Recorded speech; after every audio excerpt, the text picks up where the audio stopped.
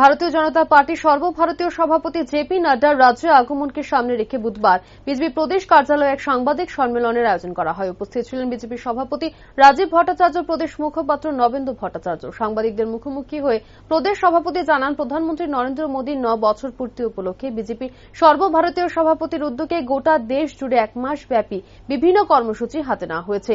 সেই লক্ষ্যে ইতিমধ্যে গোটা রাজ্য জুড়েও বিজেপির বিভিন্ন মোর্চা মণ্ডলের উদ্যোগে কার্যকারিণী সভার আয়োজন করা হয়েছে, যেখানে প্রধানমন্ত্রী জনকল্যাণমুখী প্রকল্পগুলি বিভিন্ন কর্মসূচির মাধ্যমে জনগণের মধ্য দিয়ে দেওয়া হয়েছে। সেই সূত্রে আগামী 17ই জুন শান্তির বাজারে বিজেপি সর্বভারতীয় সভাপতি জেপি নাড্ডার একটি সভার আয়োজন করা হয়েছে, যার মূল উদ্দেশ্য হল রাজ্যের আপামর জনগণকে প্রধানমন্ত্রীর 9 বছরের জনকল্যাণমূলক প্রকল্পগুলিকে আপামর জনগণের কাছে বার্তা পৌঁছানো এবং আগামী দিনে আরও কি কি উন্নয়নমূলক প্রকল্প প্রধানমন্ত্রী দ্বারা নেওয়া হবে সেগুলিকেও জনগণের সম্মুখে বার্তা দেওয়া।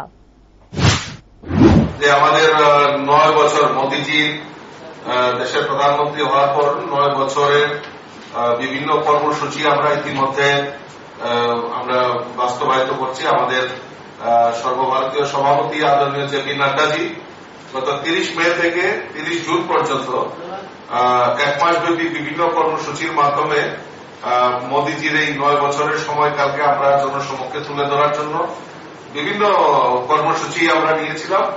সেইগুলি আমরা যথাসময়ে আমাদের এই ত্রিপুরা রাজ্যেও প্রতিপালন করছি আমাদের কার্যকর্তারা।